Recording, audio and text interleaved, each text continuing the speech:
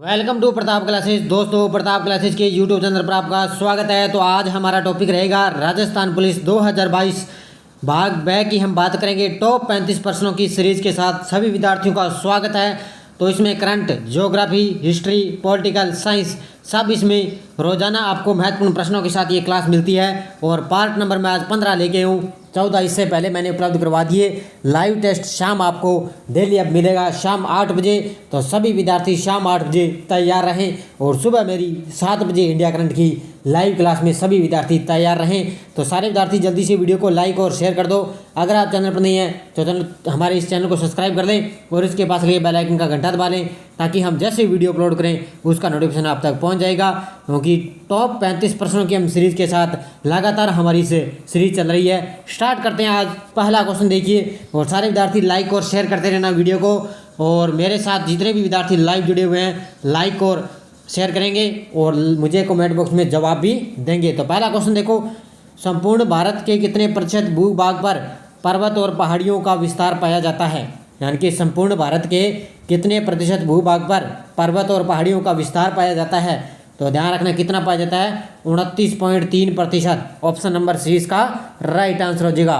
क्योंकि यहाँ पे आपको तैयारी का पता चल रहेगा कि हमारी तैयारी कितनी की है, क्योंकि राजस्थान पुलिस का एग्जाम बहुत ही नज़दीक डेट आ चुकी है। निम्न में से कौन सा राज्य नेपाल के साथ अपनी सीमा साझा नहीं करता है? यानी कि कौन सा राज्य है जो नेपाल के साथ अपनी सीमा नहीं बनाता है? बिहार की लगती है, उत्तर प्रदेश लगता है और पश्चिम बंगाल भी लगता है, लेकिन असम है जो नेपाल के साथ है नहीं लगता। तो इसका राइट आंसर क्या हो जाएगा, डी नंबर। अगला देखो, सिक्किम में स्थित कंचनजंगा पर्वत की ऊंचाई कितनी है? ये सिक्किम में स्थित है कंचनजंगा पर्वत की ऊंचाई कितनी है? 8126 मीटर, 8156 मीटर, 8598 या 8073 मीटर? इसका जवाब दीजिए मुझे सारे विद्यार्थी। सिक्किम में स्थित कंचनजंगा पर्वत की ऊंचाई कितनी है?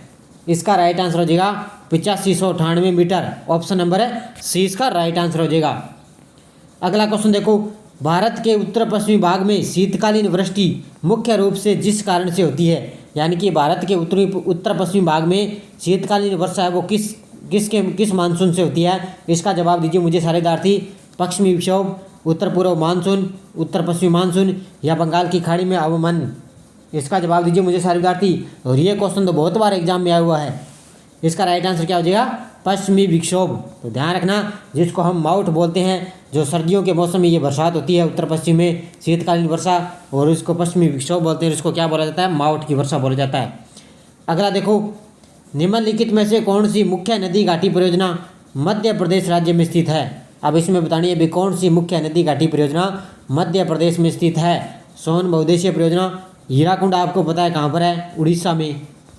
रिहंद कहाँ पर है, ये आपको पता होना चाहिए। ज्वार सागर कहाँ पर है? तो ध्यान रखना, इसका राइट आंसर क्या हो जाएगा, मध्य प्रदेश में है सोन बहुउद्देशीय परियोजना। ऑप्शन नंबर 1 इसका राइट आंसर हो जाएगा। अब मुझे कमेंट बॉक्स में सारे विद्यार्थी मुझे ये बताएंगे कि रिहंद विद्युत परियोजना किस राज्य में है। इसका जवाब आपको कमेंट बॉक्स में देना है। अगला क्वेश्चन देखो, 2001-2011 के दशक में भारत निम्नलिखित राज्यों में से किस में सर्वाधिक जनसंख्या वृद्धि दर है? कि 2001-2011 के दशक में भारत निम्नलिखित राज्यों में से किस में सर्वाधिक जनसंख्या वृद्धि दर है? नागालैंड, अरुणाचल प्रदेश, मेघालय या मणिपुर? इसका जवाब दीजिए मुझे सारे विद्यार्थी। और जितने विद्यार्थी मेरे साथ लाइव जुड़े हुए हैं उन्हें लाइक और शेयर करते रहना। इसका राइट आंसर क्या हो जाएगा, मेघालय। ऑप्शन नंबर सी इसका राइट आंसर हो जाएगा, मेघालय। इन क्वेश्चनों को आप ढंग से अच्छी तरह से पढ़ लेना। 6वीं शताब्दी पूर्व के दौरान मथुरा के आसपास क्षेत्र को कहा जाता था? 6वीं शताब्दी पूर्व के दौरान मथुरा के जो आसपास का क्षेत्र है उसको क्या कहा जाता था? पांचाल, अंग, मत्स्य या सूरसेन? क्या कहा जाता था? सभी विद्यार्थी मुझे इसका जवाब दें। बड़ा ही आसान क्वेश्चन है ये। तो इसका राइट आंसर क्या हो जाएगा, सूरसेन। ऑप्शन नंबर डी इसका राइट आंसर हो जाएगा। तो ध्यान रखना, मथुरा के आसपास का क्षेत्र है सूरसेन के नाम से जाना जाता था। अगला देखो, करंट से संबंधित देखो क्वेश्चन आ चुका है। हाल ही में किस राज्य में भारत की सबसे बड़ी तैरती सौर ऊर्जा परियोजना का उद्घाटन किया है? हाल ही में किस राज्य सरकार ने भारत की सबसे बड़ी तैरती सौर ऊर्जा परियोजना का उद्घाटन किया है? तमिलनाडु, गुजरात, गोवा या केरल? इसका जवाब दीजिए मुझे सारे विद्यार्थी। कहाँ पर किया है भारत की सबसे बड़ी तैरती सौर ऊर्जा परियोजना? तो ध्यान रखना, तमिलनाडु में। ऑप्शन नंबर 1 इसका राइट आंसर हो जाएगा। अगला क्वेश्चन देखो, हाल ही में भारत और किस देश के बीच द्विपक्षीय समुद्री अभ्यास सिलनेक्स शुरू हुआ है? बांग्लादेश, श्रीलंका, ओमान या इजराइल? हाल ही में भारत और किस देश के बीच द्विपक्षीय समुद्री अभ्यास सिलनेक्स शुरू हुआ है? इसका जवाब दीजिए मुझे सारे विद्यार्थी, और लाइक और शेयर करते रहना वीडियो को।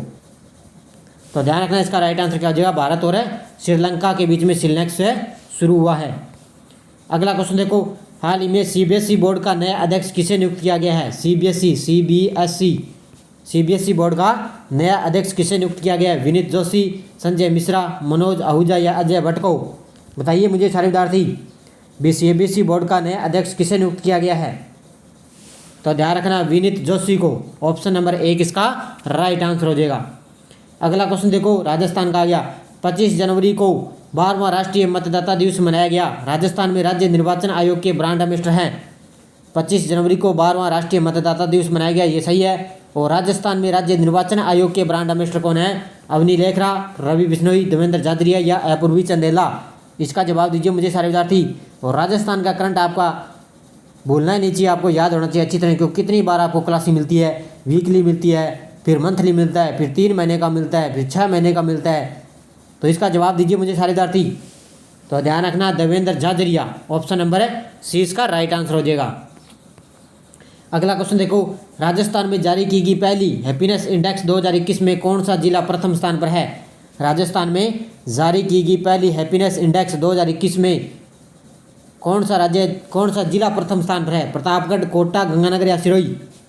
इसका जवाब दीजिए मुझे सारे विद्यार्थी, बताइए मुझे इसका जवाब, पता चल जाएगा आपको राजस्थान का करंट याद है कि नहीं है। तो ध्यान रखना, प्रतापगढ़। ऑप्शन नंबर 1 इसका राइट आंसर हो जाएगा। हैप्पीनेस इंडेक्स 2021 में कौन सा जिला प्रथम स्थान पे है? प्रतापगढ़। अब देखो साइंस का क्वेश्चन, वायरस जनित संक्रामक रोग कौन सा है? हैजा, खसरा, मोतीजरा या क्षय?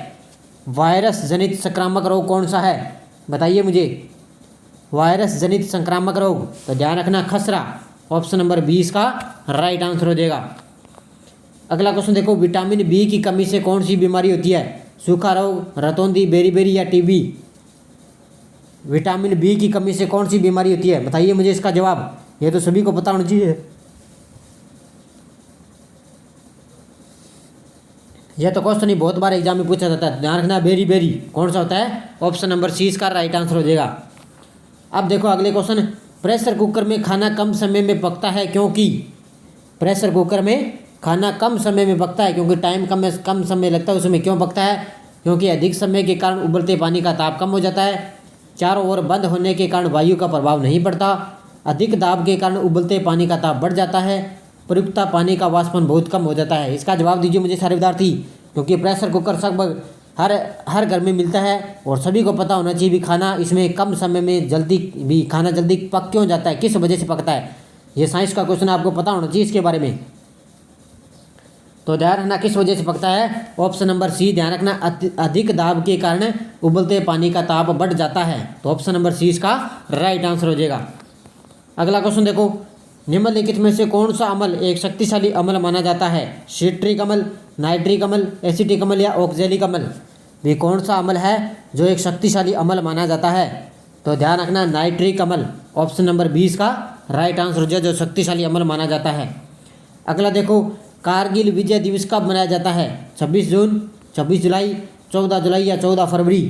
कारगिल विजय दिवस कब मनाया जाता है? जवाब दीजिए मुझे सारे विद्यार्थी।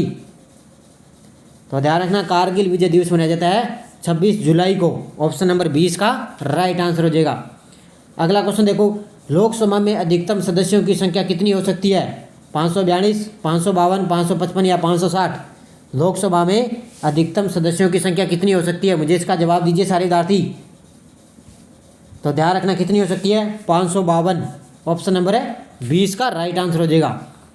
अगला क्वेश्चन देखो, संविधान का अनुच्छेद 56 किससे संबंधित है? भारत के राष्ट्रपति के निर्वाचन से, भारत के राष्ट्रपति की विधायी शक्तियों से, भारत के राष्ट्रपति के कार्यकाल प्रावधान से, भारत के राष्ट्रपति की आपातकालीन शक्तियों से?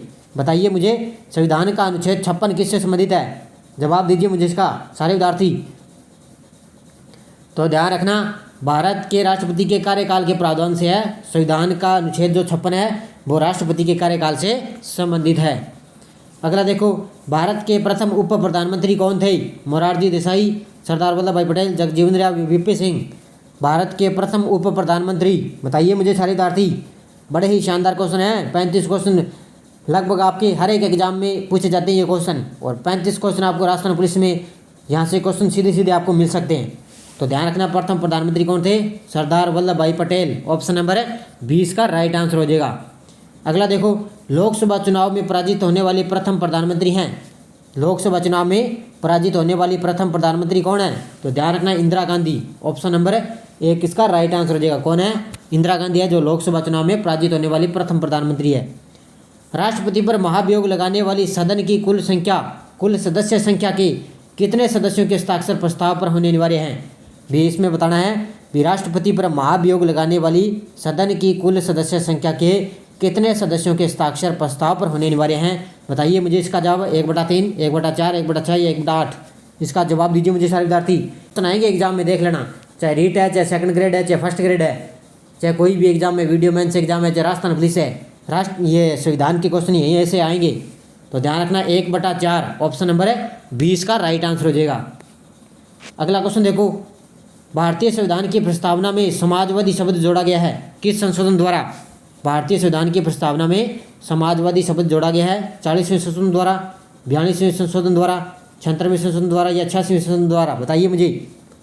भी भारतीय संविधान की प्रस्तावना में समाजवादी शब्द जोड़ा गया है, तो ध्यान रखना 42वें संविधान संशोधन द्वारा। ऑप्शन नंबर 20 का राइट आंसर हो जाएगा। अब सारे विद्यार्थी मुझे ये बताएंगे कि वीडियो आपको कैसे लग रहा है। अच्छा लग रहा है तो लाइक और शेयर करते रहना, और क्या आपकी तैयारी हो रही है कि नहीं हो रही, आपको पता चल रहा है कि हमारी तैयारी कितनी की, हमें पॉलिटिकल याद है, करंट जी की हमें कितना का याद है, इससे आपको यहाँ पे पता चल रहा है। तो सारे विद्यार्थी मुझे लाइव में ज़रूर बताएंगे। राज्य पुनर्गठन आयोग का गठन किस वर्ष किया गया था? 1950, 1951, 1952 या 1953? राज्य पुनर्गठन आयोग का गठन कब किया गया था? बताइए मुझे। 50, 51, 52 या 53? तो ध्यान रखना 1952 में राज्य पुनर्गठन आयोग का गठन कब किया गया? 1952 में। अगला देखो, आल्प्स पर्वत की ऊंची श्रेणियों में से उतरकर उत्तरी घाटियों में प्रवाहित होने वाली गर्म व शुष्क पवन कहलाती है। आल्प्स पर्वत की ऊंची श्रेणियों में से उतरकर उत्तरी घाटियों में प्रवाहित होने वाली गर्म व शुष्क पवन क्या कहलाती है? ध्यान रखना, फोहन। ऑप्शन नंबर सी इसका राइट आंसर हो जाएगा। क्या कहलाती है? फोहन। अगला देखो, झीलों की वाटिका किसे कहा जाता है? स्वीडन, फिनलैंड या संयुक्त राज्य अमेरिका या कनाडा? बताइए मुझे, झीलों की वाटिका किसे कहा जाता है? इसका जवाब दीजिए मुझे सारे विद्यार्थी। तो ध्यान रखना, झीलों की वाटिका होती है फिनलैंड को बोला जाता है। किसको? ऑप्शन नंबर बी, फिनलैंड को झीलों की वाटिका कहा जाता है। अगला देखो, निम्नलिखित में से कौन सा एक विश्व का सबसे बड़ा शीतोष्ण मरुस्थल है? विश्व का सबसे बड़ा शीतोष्ण मरुस्थल है पैटागोनिया मरुस्थल, ईरानी मरुस्थल, तकलामकान मरुस्थल या तुर्कमन मरुस्थल? बताइए मुझे, कौन सा एक विश्व का सबसे बड़ा शीतोष्ण मरुस्थल है? तो ध्यान रखना, पैटागोनिया का मरुस्थल। ऑप्शन नंबर 1 इसका राइट आंसर हो जाएगा, पैटागोनिया मरुस्थल। अब देखो, पनामा नहर जोड़ती है, किसको जोड़ती है? उत्तरी सागर को बाल्टिक सागर से, प्रशांत महासागर को अंध महासागर से, हिंद महासागर को प्रशांत महासागर से या भूमध्य सागर को लाल सागर से? पनामा नहर किसको जोड़ती है? तो ध्यान रखना, पनामा नहर जोड़ती है प्रशांत महासागर को अंध महासागर से। ऑप्शन नंबर 20 का राइट आंसर हो जाएगा। अगला देखो, एशिया में पाए जाने वाले घास के मैदानों को कहा जाता है पंपास, सवाना, स्टेपीज या कंपास? एशिया में पाए जाने वाले घास के मैदान क्या कहा जाता है? सारे विद्यार्थी मुझे जवाब दीजिए इसका, और लाइक और शेयर करते रहना वीडियो को। बताइए मुझे, एशिया में पाए जाने वाले घास के मैदान, तो ध्यान रखना स्टेपीज। ऑप्शन नंबर सी इसका राइट आंसर हो जाएगा। क्या कहलाते हैं? स्टेपीज। अगला देखो, हल की आकृति का खिलौना किस स्थल से प्राप्त हुआ है? बनावली, राखीगढ़ी, रोपड़ या कोट दीजी? हल की आकृति का खिलौना किस स्थल से प्राप्त हुआ है? तो ध्यान रखना, बनावली हरियाणा से। कहाँ पे हुआ है? बनावली हरियाणा से हल की आकृति का खिलौना प्राप्त हुआ है। आगे देखो, एलोरा के कैलाश मंदिर का निर्माण किसके द्वारा किया गया? दंती दुर्ग, कृष्ण प्रथम, ध्रुव या गोविंद तृतीय? एलोरा के कैलाश मंदिर का निर्माण किसके द्वारा किया गया? अब यहाँ पे आपको पता चल रहा है हमारी तैयारी कितनी क्या है या नहीं है। यहाँ पे 35 क्वेश्चन, हमें ये आपके लिए 25+ होने पास, यहाँ पे 25+ आपके क्वेश्चन यहाँ पे सही होने चाहिए। तो ध्यान रखना, कौन करवाया था दंती दुर्ग, ये एलोरा के कैलाश मंदिर का निर्माण? कृष्ण प्रथम ने। ऑप्शन नंबर 20 का राइट आंसर हो जाएगा। अगला देखो, मरु महोत्सव जैसलमेर में मिस मुंबल 2022 का खिताब किसने जीता है? ये देखो, राजस्थान करंट का क्वेश्चन है। मरु महोत्सव जैसलमेर में मिस मुंबल 2022 का खिताब किसने जीता है? लक्षिता सोनी, पायल खत्री, मानसी राठौड़ या निकिता राठौड़? तो ध्यान रखना किसने जीता है? पायल खत्री ने। ऑप्शन नंबर 20 का राइट आंसर हो जाएगा। अगला क्वेश्चन देखो, राजस्थानी भाषा का केंद्रीय बाल साहित्य पुरस्कार 2021 किसे प्रदान किया गया है? राजस्थानी भाषा का केंद्रीय साहित्य बाल साहित्य पुरस्कार 2021 किसे प्रदान किया गया है? कीर्ति शर्मा, देवेंद्र मेवाड़ी, डॉक्टर मंगल बादल या नीता वर्चनी? तो ध्यान रखना कीर्ति शर्मा को दिया गया है। ऑप्शन नंबर है 1 इसका राइट आंसर हो जाएगा, कीर्ति शर्मा को।